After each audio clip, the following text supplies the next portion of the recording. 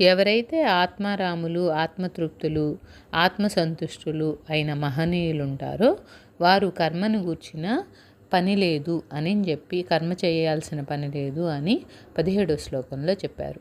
18వ శ్లోకంలో ఏం చెప్తున్నారో చూద్దాం. నైవ తస్య కృతేనార్థో నా కృతే నేహ కశ్చన న చాస్య సర్వభూతేషు కశ్చిదర్థవ్యపాశ్రయః. అలాంటి ఆత్మజ్ఞానికి ప్రపంచంన కర్మ చేయుటచే ప్రయోజనము కానీ చేయకుండటం వలన దోషము కానీ ఏదీ లేదు.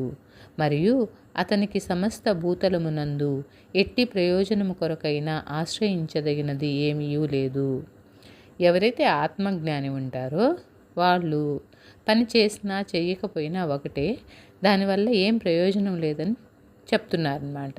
అంటే వాళ్ళు పని చేయకపోయినా పని చేసినా ఒకటే అంటున్నారు. ఎందువల్ల అంటే దీనికి ఒక ఉదాహరణ చూసుకుందాం.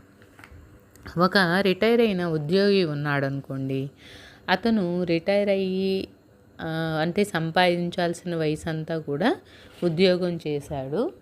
ఆ వయసు ఏదైతే ఇంకా పని చేయాల్సిన పని లేదో అలాంటి సమయంలో ప్రభుత్వం వాళ్ళు అతన్ని ఉద్యోగం నుంచి విరమింపజేసి, విరమించిన తరువాత కూడా ఉపకార వేతనాన్ని అంటే పెన్షన్ కూడా ఇస్తారనమాట.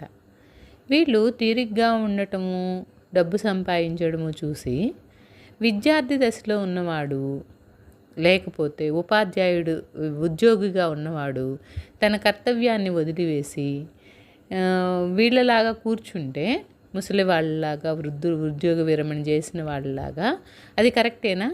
కాదు కదా. సో ఇది కూడా అంతే అన్నమాట.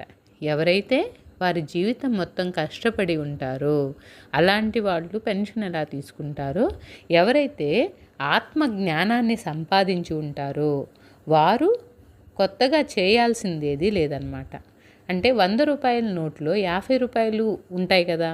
అలాగే వీళ్ళు ఆత్మజ్ఞానాన్ని సంపాదించిన తర్వాత ఎవరికి దండం పెట్టాల్సిన అవసరం లేదు. ఎవరికో ఏదో ఒక ప్రయోజనం కోసం ఎవరినొకరిని చేయి చాచవలసిన అవసరం కూడా లేదనమాట. అన్నీ కూడా వాళ్ళ దగ్గరే ఉంటాయి. అన్నీ వాళ్ళ మనసులోనే ఉంటాయి. ఎప్పుడూ సంతోషంగా తృప్తిగా ఉంటారు. అందుకని ఈ విషయాన్ని ఇలా చెప్పారనమాట పరమాత్మ. మనం కూడా ఈ జ్ఞానాన్ని సంపాదించుకున్నప్పుడు మనం కూడా హాయిగా పెన్షన్ తీసుకోవచ్చు, కానీ ఉద్యోగం నుంచి విరమించకూడదు.